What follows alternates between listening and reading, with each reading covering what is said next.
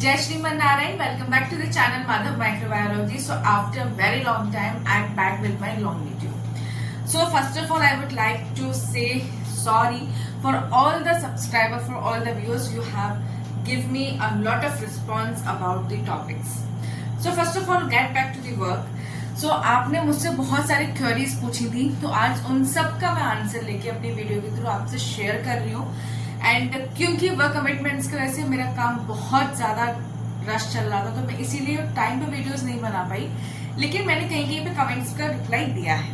तो चलिए, आज जो मेरे पास 4 लोगों के जो मेरे पास क्वेश्चंस हैं, आज उनका मैं आंसर दे रही हूँ. तो सबसे पहले मैं आंसर दे रही हूँ, रिसेंट में ही मेरे पास एक टॉपिक क्वेश्चन आया था एक टॉपिक को लेके, दैट इज अबाउट कि हम क्या जेनेटिक्स एंड माइक्रोबायोलॉजी में पीएचडी कर सकते हैं. So first of all, if you have an interest, then you can. सबसे पहली बात ये आती है, जहां हम एफर्ट डालते हैं वहां पे काम जरूर होता है. सेकंड चीज जो साइंटिफिकली है वो ये है, जेनेटिकली आपका काम हो सकता है, बट इसके कुछ क्राइटेरिया रहते हैं. क्राइटेरिया इन द सेंस, सबसे पहली चीज आती है कि आप उस चीज को अच्छे से प्रोसीड कर पाएंगे, क्योंकि जहां तक मैं जानती हूँ genetics is not that easy. आपको जेनेटिक्स के बारे में हर एक चीज पता होनी चाहिए, आपको काफी ज्यादा रिसर्च कर लेनी चाहिए अपने टॉपिक्स को समझने के लिए.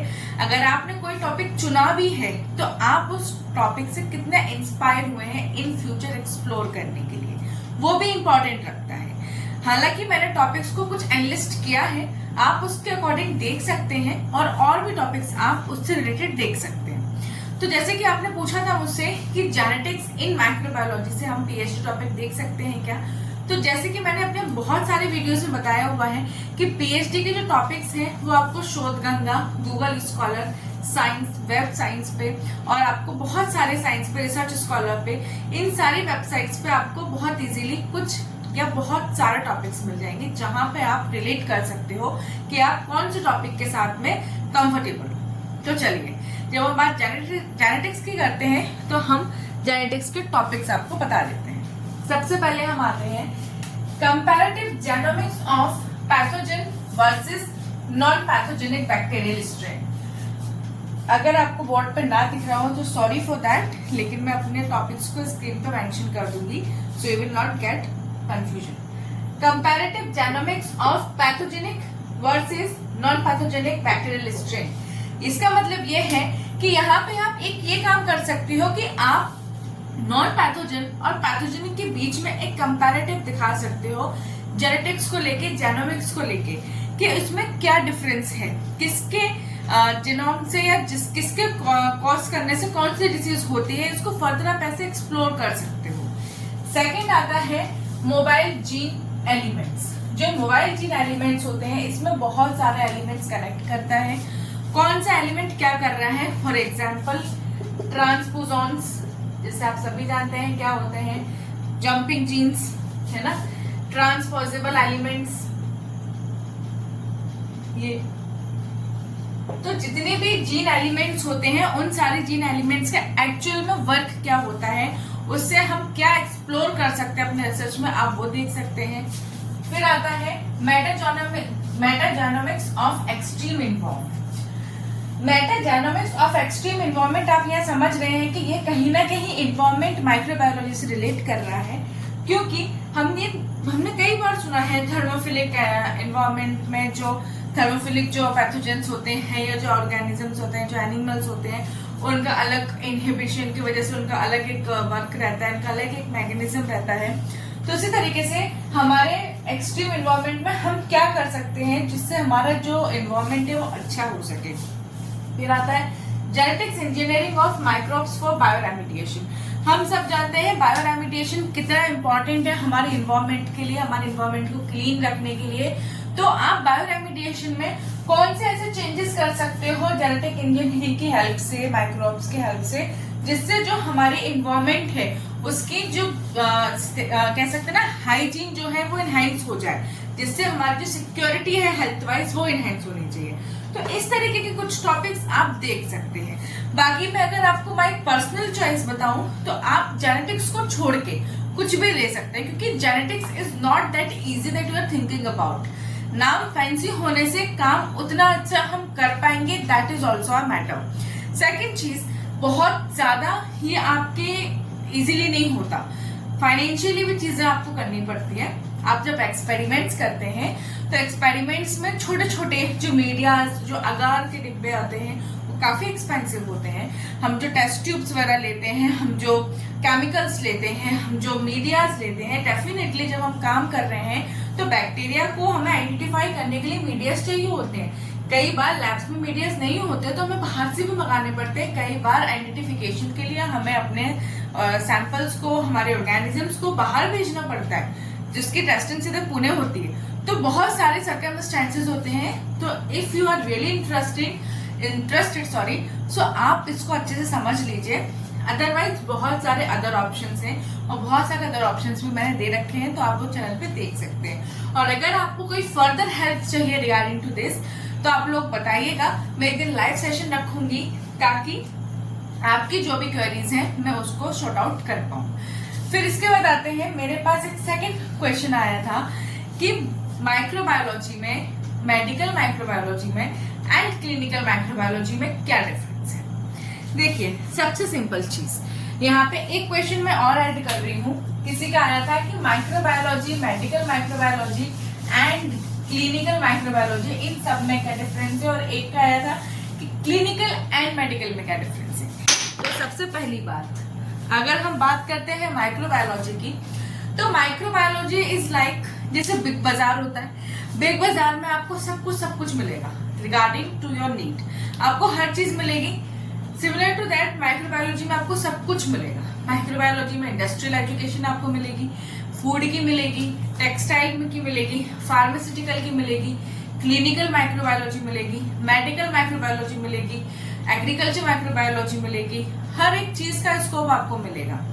बायोटेक्नोलॉजी माइक्रोबायोलॉजी से इंटरकनेक्ट हो रही है, क्योंकि माइक्रोबायोलॉजी में आइडेंटिफिकेशन होता है, लेकिन जो टेक्निक्स अप्लाइड होती है वो बायोटेक्नोलॉजी के थ्रू होती है। जैसे कि प्रीवियस अभी जेनेटिक्स का एक क्वेश्चन था कि हमें जेनेटिक्स में जो पीएचडी के टॉपिक से कैसे करें, तो उसमें जो हम इंस्ट्रूमेंट्स लेंगे, जो भी हम अपना टेक्निक लेंगे, वो बायोटेक्नोलॉजी वाला ही हम अप्लाइड करेंगे। सिमिलरली टू दैट जो माइक्रोबायोलॉजी है उसमें सब कुछ थोड़ा मिलेगा।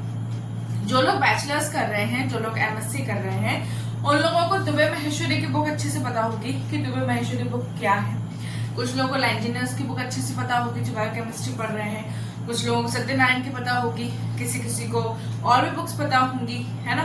तो बहुत सारी बुक्स हैं जो हम पढ़ते हैं, क्योंकि कोई भी एक कॉन्सेप्ट एक बुक में क्लियर नहीं होता, सब में कुछ दिया है जो कि अलग मैटर करता है। उसी तरीके से माइक्रोबायोलॉजी इज द बिग बाजार। मैंने इसलिए बिग बाजार का एग्जाम्पल दिया ताकि आपको समझ में आए कि microbiology and medical and clinical में थोड़ा अंतर है। मेडिकल माइक्रोबायोलॉजी पे आती हूँ।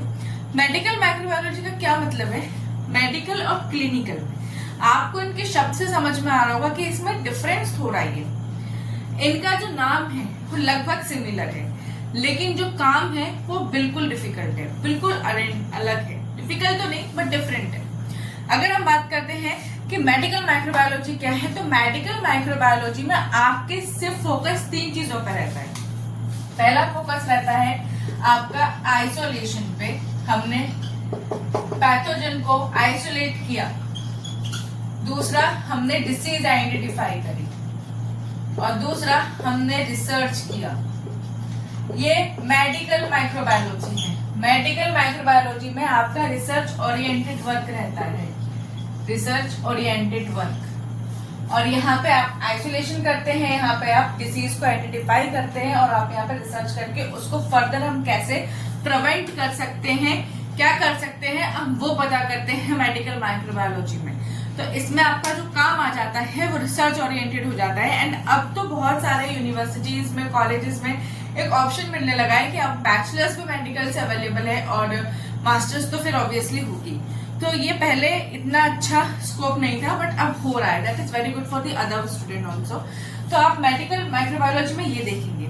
लेकिन जब बात आती है क्लिनिकल में, तो क्लिनिकल बहुत डिफरेंट हो जाता है। फॉर एग्जाम्पल, आपने बहुत सारे मेडिकल कॉलेजेस देखे होंगे, और मेडिकल कॉलेजेस में बच्चे ने अपनी पढ़ाई भी करनी होती है, और बच्चे को वहीं पे देखता है बच्चा भी कि वहां पे हॉस्पिटल्स में पेशेंट्स आ रहे होते हैं। ये बहुत सिंपल सी बात बता रही हूँ ताकि आपको कॉन्सेप्ट क्लियर हो जाए। क्या हमें ये पता है हॉस्पिटल जाने से पहले या बड़े होने से पहले कि हॉस्पिटल के इन्वायरमेंट में और घर के इन्वायरमेंट में क्या अंतर होता है? हॉस्पिटल में हमें हर एक चीज स्टेरिलाइज करनी पड़ती है क्योंकि वहां इन्फेक्शन होने का डर होता है। घर में हम बेसिक स्टेरिलाइजेशन करते हैं क्योंकि घर में उतना चांस इन्फेक्शन का नहीं होता क्योंकि हमारी हाइजीन प्रैक्टिस है रोज की। उसी तरीके से हॉस्पिटल में भी रोज की रोज हाइजीन पर जो प्रैक्टिस है वो 200% होनी चाहिए। अगर 10 बार हो रही है तो और 10 बार हो जाएगी, कोई कमी नहीं है। दैट इज द नीडेड क्योंकि वहां पे हायर रिस्क होता है इन्फेक्शन होने का। तो उसी चीज को मैं यहाँ कंप्लीट करती हूँ कि जो क्लिनिकल माइक्रोबायोलॉजी है इसमें हम पता करते हैं, हम उस डिसीज को डिटेक्ट करते हैं। जैसे आपने मेडिकल में देखा आइसोलेशन आइडेंटिफिकेशन, यहाँ हम उसको डिटेक्ट करते हैं बाय अप्लाइंग टेस्ट। सपोज कीजिए किसी पेशेंट का हमें टेस्ट करना है, उसके हम पेशेंट के हमें यूरिन कल्चर से इकोलाई को निकालना है, आइसोलेट करना है, तो वो टेस्टिंग होगा ना, तो वो उसी में से लेगा। तो वो सारी प्रैक्टिसेस कहाँ होती है? डायग्नोस्टिक सेंटर पे होती हैं। तो क्लिनिकल माइक्रोबायोलॉजी में आप पूरा डायग्नोस्टिक सिस्टम पढ़ते हैं, आप पूरा डायग्नोस्टिक टेक्निक्स को पढ़ते हैं, इसीलिए वो थोड़ा अलग होती है। आपकी क्या हाइजीन प्रैक्टिस होनी चाहिए, आप कौन सा कल्चर यूज करते हैं, पेशेंट का क्या सैंपल चाहिए, किस डिटेक्शन के लिए, वो हम उसमें पढ़ते हैं। तो उसमें रिसर्च ओरिएंटेड वर्क नहीं रह जाता। जो क्लिनिकल माइक्रोबायोलॉजी कर लेगा उसे इन फ्यूचर इन हॉस्पिटल बहुत अच्छी जॉब वैकेंसी मिलती है क्योंकि उसने वो सारी चीजों को पढ़ रखा है, समझ रखा है, प्रैक्टिस कर रखी है। इसीलिए उसमें क्या होता है, एएसटी होता है, ये एक आपका स्टेरिलिटी का एक टेस्ट है, एएसटी होती है। कोई भी है, किसी का यूरिन कल्चर टेस्ट हो रहा है वो वहां पे होती है, किसी का कोई भी ब्लड टेस्ट हो रहा है वो वहां होगा। क्या प्रिकॉशंस लेने हैं, क्या आपको उसके बाद में करना है, क्या कल्चर लेना है, क्या कल्चर पे क्या टेस्टिंग होनी है, क्या हाइजीन प्रैक्टिस है, हम क्लिनिकल माइक्रोबायोलॉजी में ये पढ़ते हैं। तो ये डिफरेंस है मेडिकल, क्लिनिकल एंड माइक्रोबायोलॉजी में। तो आई होप कि मैंने आपके सारे क्वेश्चंस का आंसर दे दिया होगा अपने वीडियो के थ्रू।